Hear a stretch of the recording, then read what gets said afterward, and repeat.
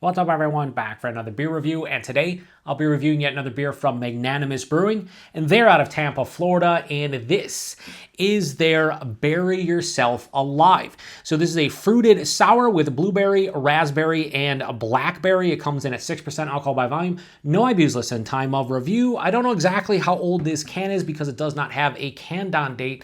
However, I do know that it's relatively fresh, and that's because it was sent to me by a friend of mine and viewer of the channel, Eli. So huge thanks to him for this beer. In the description box, I'll post a link to the beer mail unboxing video I did. It contains all the goodies he sent my way, and he sent me 8 beers from breweries in the state of Florida. So they were 8 beers in total, 5 of which were unique and featuring 4 different breweries. He sent me 2 cans of this offering from Magnanimous, and I'm here for it. I love mixed berry sours. Now, when it comes to Magnanimous here in the Buffalo, New York area, more specifically Western New York as a whole, we do get their beer. The One Stop Brew Shop in Rochester actually brings them in, and then Chris over at Brewed and Bottled, my favorite local bottle shop of choice in Lewiston, New York, he gets their stuff probably every couple months. This one did show up. I didn't pick it up, but this one showed up.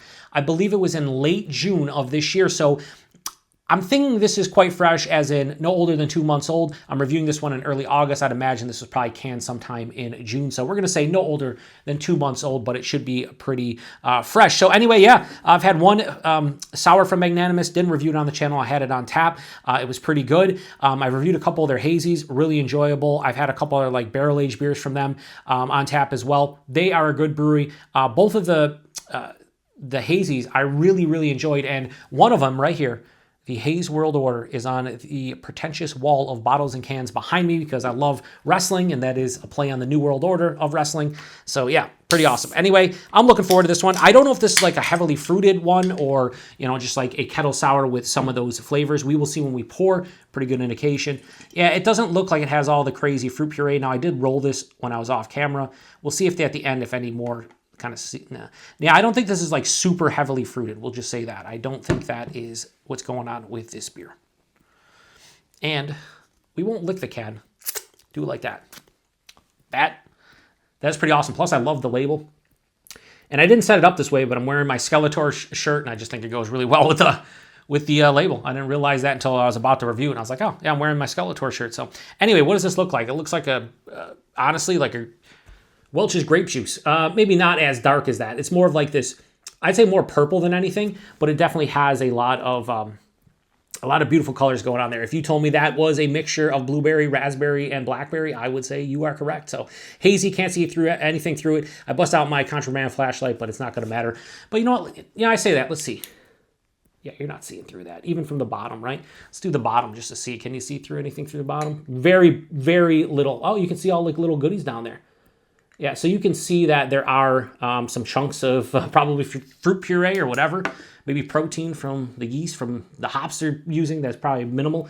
It had about 2 fingers, now about 1 finger of this like off pink kind of colored head. Looks kind of creamy, but not crazy. But yeah, that plays the role. Yeah, I mean, honestly, that looks wild. It looks like there's like fresh seeds from the berries in the bottom. That's insane. Let's get a nose. Ooh. More raspberries than anything. It smells like sweet, honestly, it smells like sweet raspberry jam. If you told me this is a mixed berry jam, sure, this smells awesome. There's a little bit of like a tartness that I'm detecting. And it has that, and I like to say a lot of times like that doughy kind of malt character you get from the base kettle sour. A little bit of like a salinity here too. Yeah, so in order I go raspberry, blackberry, blueberry. And what's funny is it's actually blueberry, raspberry, blackberry. So I'm getting them in different order. It's not all that complex. It's jammy, mixed berry, you could say, but I'd specify raspberry if I was doing this blind. A little bit of that like bready, doughy malt character, a little bit of salinity, even though this is not a goza. Smells pretty good. Let's get into it. Cheers, everybody. Thanks again to Eli.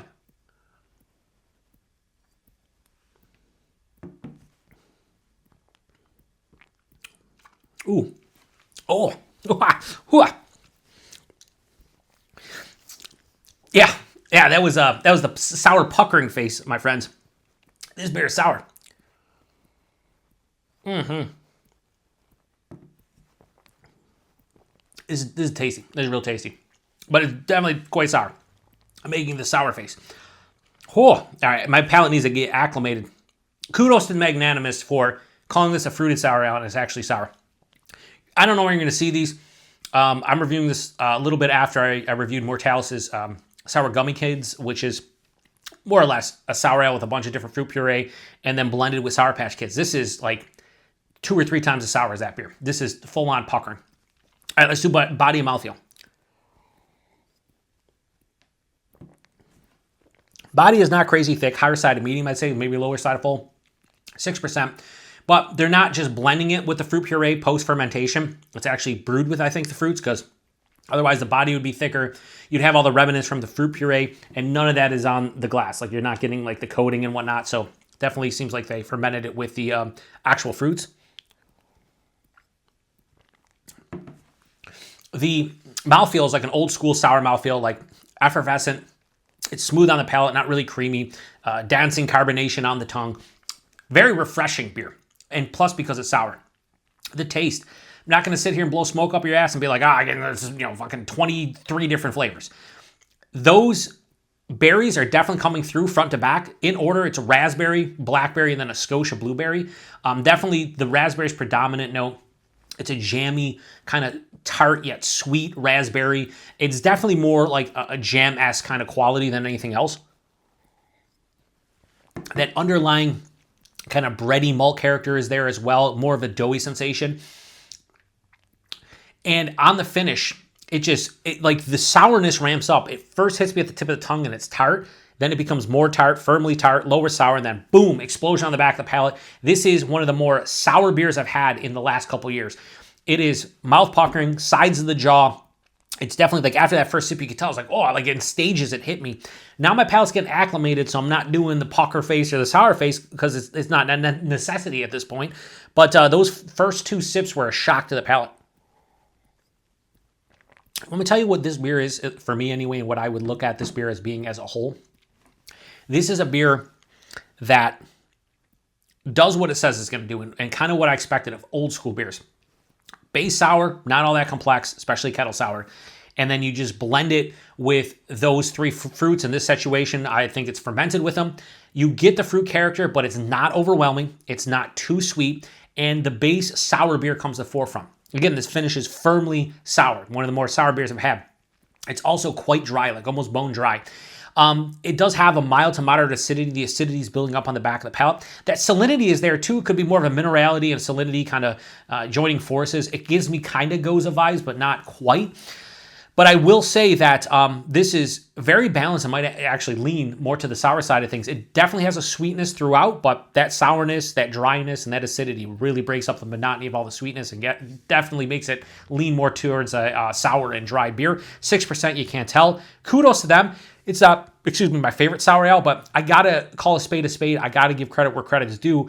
And Magnanimous brought to the table a fruited sour ale that's actually sour, more in the old school realm of things, and it's still quite fucking delicious. Like, maybe I need to bring buy more of their sour beers or more of their other beers. I mean, I've reviewed 2 on the channel. Like I said, they're both hazy, so I need to do something else from them. We do get usually a good selection of their beers, so I'm glad Eli sent this one my way. Kind of opens up my eyes on Magnanimous as a whole.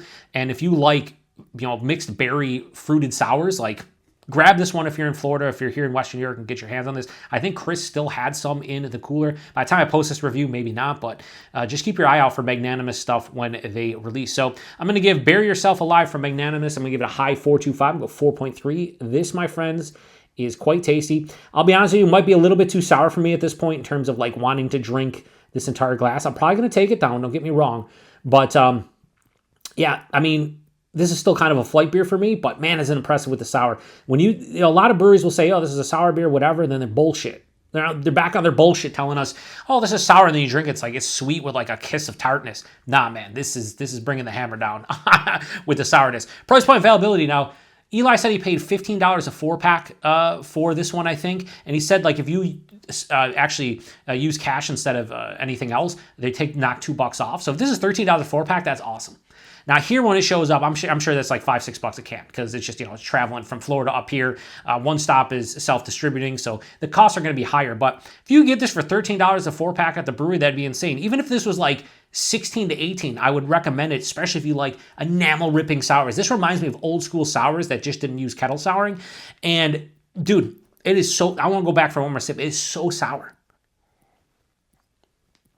But yeah, but because it's not crazy sweet and has a good balance, it's so refreshing. It really is. So that's a price point. Eli let me know what these, I did ask him for all of the beers, so that's what he said about this one. If it's different, so be it, but that's the information I got. Eli, he's the one that sent them to me and he bought them, so he should know.